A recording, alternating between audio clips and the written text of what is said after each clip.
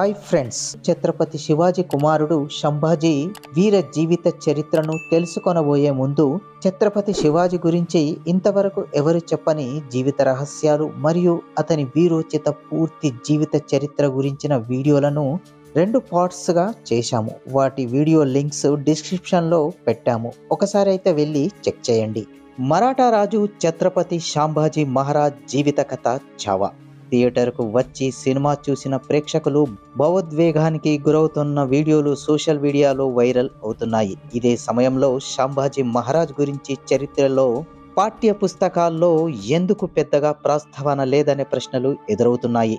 నిజానికి చరిత్రలో ఛత్రపతి శివాజీకి ఉన్న చోటు మరో మరాఠా నాయకుడికి కనిపించదు.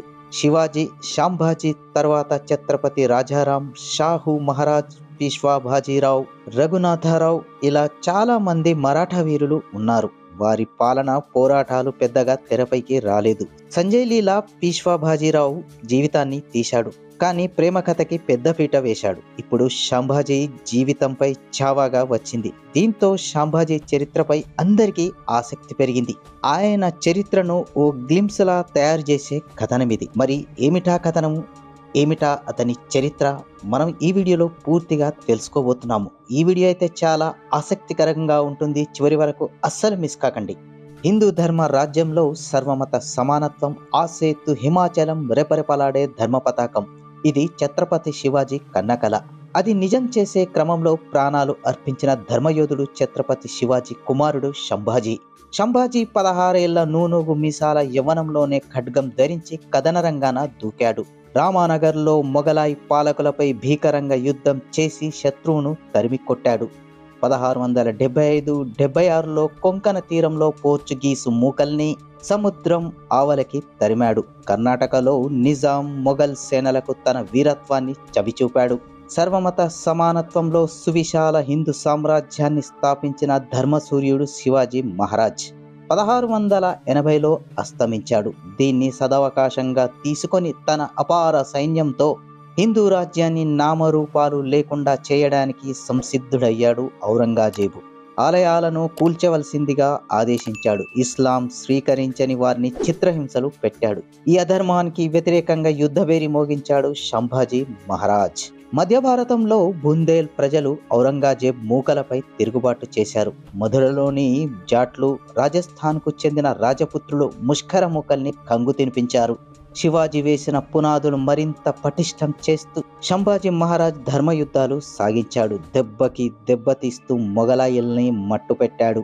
సంభాజీని ఔరంగజేబ్ చాలా తక్కువగా అంచనా వేశాడు. శివాజీ మరణంతో ఇక మరాఠాల రాజ్యం తనకే భోజ్యం అనుకున్నాడు. హిందూ సామ్రాజ్యాన్ని తాను శాశ్వతంగా అంతం చెయ్యగలనని విర్రవీగాడు. సంభాజీ మహారాజ్ తన నాయనమ్మ జీజేయే బాయి వద్ద పెరిగాడు. ఆమె శిక్షణలో నపారనరాపా ధర్మాన్ని జీర్ణించుకున్నాడు. తండ్రి బాటలోనే తన సేనలను నడిపించాడు. మొఘలాయిలను ముప్పుతిప్పలు పెట్టాడు. సంభాజీ దాటికి తట్టుకోలేక ఔరంగజేబ్ 27 ఏళ్ల పాటు ఉత్తర భారతంలోకి అడుగు పెట్టలేకపోయాడు. అతి స్వల్ప కాలంలోనే సంభాజీ మెరుపు వీరుడిలా విజృంభించాడు. కొంకణ తీరంలో బలవంతపు మత మార్పిళ్లతో హిందువులను హింసిస్తున్న బుడత కీచుల్ని తరిమికొట్టాడు. సంభాజీ పోరాటం వల్లనే హిందూ ధర్మరాజ్యం వేలానుకొని నిలిచింది.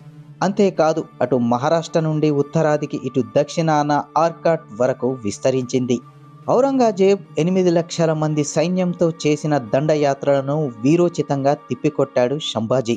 ఔరంగజేబ్ హిందూ ధర్మ రాజ్యాన్ని నాశనం చేయడానికి కక్షగట్టాడు. తన సమస్త బలగాలను, యుద్ధాలను మరాఠాల మీదే కేంద్రీకరించాడు. ఆయన సంభాజీ ధర్మ పోరాటాలు కొనసాగించాడు. సంభాజీ యుద్ధాల కారణంగానే బుందేల్ఖండ్, పంజాబ్, రాజస్థాన్ ప్రాంతాల్లో హిందూ రాజ్యాలు మొఘలాయిల బారిన పడకుండా మనుగడ సాగించాయి. మొఘల్ సైన్యాలు భారీ ఎత్తున నాసిక్ చేరుకున్నాయి. నాసిక్ నుండి చొరబడి తమ సామ్రాజ్యాన్ని విస్తరించే వ్యూహం వేశాయి. ఔరంగజేబ్ సేనలు 5 ఏళ్ల పాటు ఎన్ని దొంగ యుద్ధాలు చేసినా ధర్మవీరులు వీటన్నిటినీ తిప్పికొట్టారు.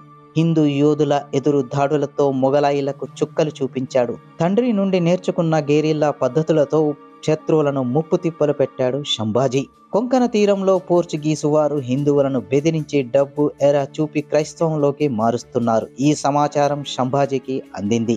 సంభాజీ ఉగ్రుడయ్యాడు. బుడత కీచుల్ని యుద్ధంలో తరిమి కొట్టాడు. అలాగే దక్షిణ కొంకన్లో సంగమేశ్వర్, రాజాపూర్, పన్హాలా, మల్కాపూర్, ప్రఘాడ్, కోపాల్, బహదూర్బుండా, సిర్హౌలి మొదలైన కోటలు నిలబెట్టుకోవడానికి నిరంతరం మొగలాయిలతో పోరాడాడు.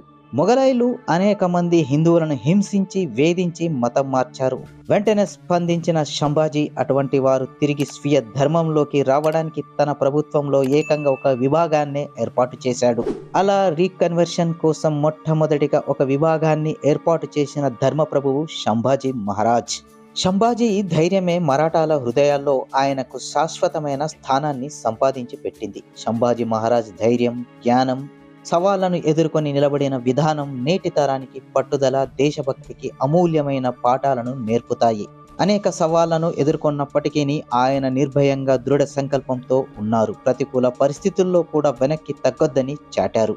ఇక సంభాజీ ఓ పరిశోధకుడు కూడా. రాజ్యాన్ని కాపాడుకోవడానికి ఓవైపు అలుపెరగని పోరాటం చేస్తూనే మరోవైపు పలు భాషల్లో ప్రావీణ్యం సంపాదించారు. విద్య, విజ్ఞానానికి ఆయన ప్రాధాన్యమిచ్చారు. ఆయన యుద్ధ వ్యూహాలు, నాయకత్వం నుంచి చాలా నేర్చుకోవచ్చు. తాను నమ్మిన సిద్ధాంతానికి కట్టుబడి ప్రజల కోసం ఆయన చేసిన త్యాగం, వారి పట్ల ఆయన చూపిన విధేయత అనిర్వచనీయం. అన్నింటికి మించి ఆయన దృఢ సంకల్పం, క్రమశిక్షణ, స్వాలంబన నేటి తరానికి స్ఫూర్తిగా నిలుస్తాయి. నిజమైన బలం కేవలం అధికారంలో కాదు, వ్యక్తిత్వం, పట్టుదలలో ఉంటుందని ఆయన జీవితం తెలియజేస్తోంది. 1689 సంవత్సరం కొంకణ ప్రాంతంలోని సంగమేశ్వర్ వద్ద ఒక గ్రామంలో సంభాజీ తన కమాండర్లతో రహస్యంగా సమావేశం అయ్యాడు. సంభాజీ భవమర్ది యాషోభాయి సోదరుడు గానోజీ షిర్కీ అత్యంత హేయమైన ద్రోహానికి ఒడిగట్టాడు. ఈ సమాచారం కొన్ని రోజుల ముందుగానే మొగలాయిల కమాండర్ ముఖర్రబ్ ఖాన్కు అందించాడు. మొగలాయిలతో చేతులు కలిపి పథకం ప్రకారం సంభాజీ మీద పెద్ద ఎత్తున దాడి చేశారు.